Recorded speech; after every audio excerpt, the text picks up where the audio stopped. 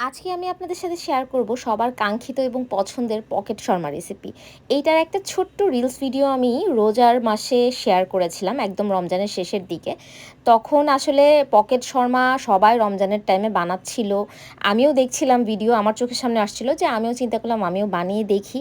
তো আজকে আমি অনেকদিন পর রেসিপিটা শেয়ার করছি আপনাদের সাথে। প্রথমেই আমি এখানে 2 কাপ ময়দা নিয়েছি, এই জন্য আমি 3 চা চামচ হচ্ছে চিনি দিলাম, আর গুঁড়ো দুধ দিলাম হচ্ছে 1.5 চা চামচ, আর তারপর আমি 2.5 চা চামচ ইস্ট দিয়ে দিচ্ছি। আর আমি এই ব্র্যান্ডের ইস্টটাই ব্যবহার করি। অনেকেই আমাকে প্রশ্ন করেছেন আমি কোন ব্র্যান্ডের ইস্ট ব্যবহার করি, এর আগে আমি আপনাদের সাথে ডিটেলস শেয়ার করেছিলাম।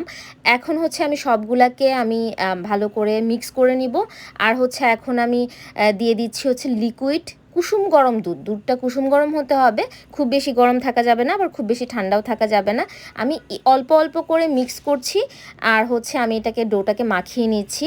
আর এখানে পানি ইউজ না করলেই ভালো, মানে মিল্কটা ইউজ করলে বেশি ভালো লাগে ডোটা, মানে তখন ব্রেডটা খেতে মজা লাগে। আমি এখানে পরিমাণ মতো হচ্ছে মিল্ক দিয়ে দিচ্ছি। আর আসলে মিল্কের কোনো মাপ নেই, আপনি যখন অল্প অল্প করে দিয়ে মাখাবেন তখনই আপনার দেখে বুঝতে হবে। যখন এই যে এরকম হয়ে আছে হাতের মধ্যে লেগে লেগে যাচ্ছে, এতে মানে ভয় পাওয়ার কিছু নাই। আমি কিন্তু কিচ্ছু ময়দা টয়দা ইউজ করব না, মাখাতে মাখাতে কিন্তু ডোটা আস্তে আস্তে মানে সেট হয়ে যাবে। আমি অল্প একটু তেল দিয়ে মাখিয়ে নিয়েছিলাম, আবার তেল দিয়ে উপরে এরকম মাখিয়ে দিয়ে আমি এটাকে ঢেকে সাইডে রেখে দিব 2 ঘন্টার জন্য। আর এখন আমি এখানে হচ্ছে মুরগির কিউব, বুকের মাংস নিয়েছি, এটা কিউব কিউব করে কেটে নিয়েছি।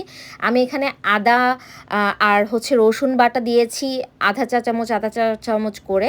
তারপর দিয়েছি আমি কালো গোলমরিচের গুঁড়ো, আর অল্প একটু লবণ, আর সয়া সস আর টমেটো সস দিয়ে আমি এটাকে সাইডে মাখিয়ে রেখে দিয়েছিলাম 10 মিনিটের জন্য। 10 মিনিট পর আমি এটাকে কুক করতে চলে এসেছি। প্রথমে আমি একটা প্যানের মধ্যে তেল দিয়ে দিয়েছি, তেল দিয়ে তারপর হচ্ছে আমি মুরগির যে ম্যারিনেট করে রেখেছিলাম মাংসটা ওইটা দিয়েছি। দিয়ে যখন একটু সিদ্ধ হয়ে গিয়েছে তখন হচ্ছে আমি ভেজিটেবলস দিয়ে দিয়েছি। আমি এখানে ক্যাপসিকাম দিয়েছি আর গাজর দিয়েছি, ওইটাকেও কিউব কিউব করে কেটে দিয়েছি। দিয়ে তারপর আমি হচ্ছে একটু লবণ দিয়েছি, লবণ দিয়ে এটাকে আমি মিক্স করে নিচ্ছি। আর ভেজিটেবলসটা তখনই দিবেন যখন মাংসটা কিন্তু হাফের বেশি সিদ্ধ হয়ে যাবে তখন, কারণ ভেজিটেবলস বেশি সিদ্ধ করে নেতিয়ে ফেলা যাবে না, তাহলে রঙটা নষ্ট হয়ে যায়। আর এখানে আমি যেটা দিলাম এখন, এটা হচ্ছে কর্নফ্লাওয়ার দিলাম অল্প একটু পানির মধ্যে। আমি 2 চা চামচ কর্নফ্লাওয়ার গুলিয়ে তারপর এটার মধ্যে দিয়ে দিলাম, যেন একটু গ্রেভি ভাব হয়, মানে দেখতেও খুব সুন্দর লাগে, গ্রেভি গ্রেভি হয়, আর খেতেও খুব ভালো লাগে। দেখছেন এই চিকেন আর ভেজিটেবলের মিক্সটা দেখতে কতটা ইয়াম্মি দেখা যাচ্ছে, এটা কিন্তু এভাবেই খাওয়া যায়। এখন আমি 2 ঘন্টা পর চলে আসলাম। আপনার হাতে সময় থাকলে আপনি 1 ঘন্টার মধ্যেও করতে পারেন, 1 ঘন্টার মধ্যে ডো ফুলে যায়।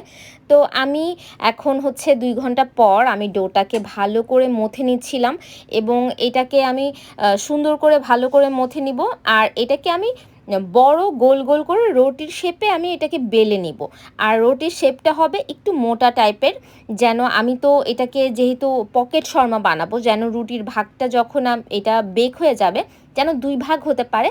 তো এই অনুযায়ী ঠিক রেখে আমি হচ্ছে রুটির শেপটা মোটা করে বেলবো। আর আমি একটা হচ্ছে বয়মের মুখ দিয়ে হচ্ছে আমি এটার শেপটা কেটে নিচ্ছিলাম।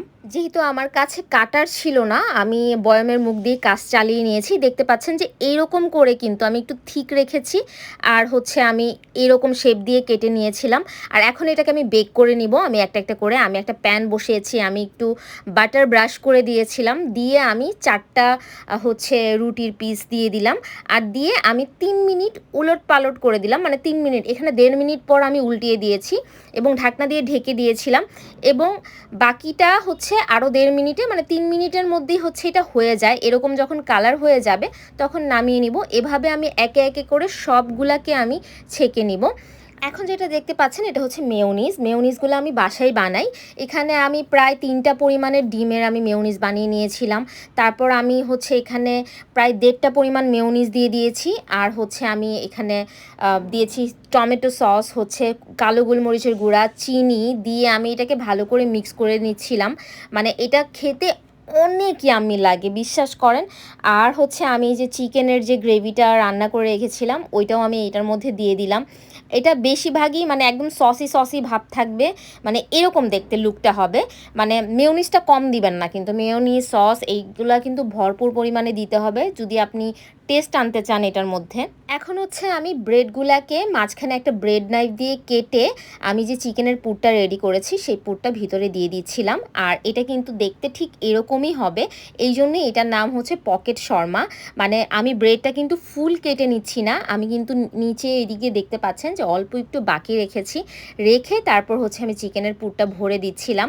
আর একে একে করে আমি সবগুলাকে এভাবে বানিয়ে রেখে দিব। আর এই ভিডিওটা শ্যুট করেছিলাম আমি রমজান মাসের একদম শেষের দিকে। আমি এতদিন পরে গিয়ে এটা আপলোড করছি, মানে আমি যে সময় পাচ্ছিলাম না যে ভয়েসটা দিব, ভিডিও এডিট করে আমি তখনই রেখে দিয়েছিলাম, কিন্তু ভয়েস দিয়ে যে আমি আপলোড করব সেটাই আমি মানে সময় পাচ্ছিলাম না। যাই হোক, আজকের ভিডিওটা আমার কেমন লাগলো সবাই কমেন্ট বক্সে জানাতে ভুলবেন না এবং আমার পেজটি ফলো করে দিবেন। আজকের মতো এখানেই বিদায় নিচ্ছি, আল্লাহ হাফেজ।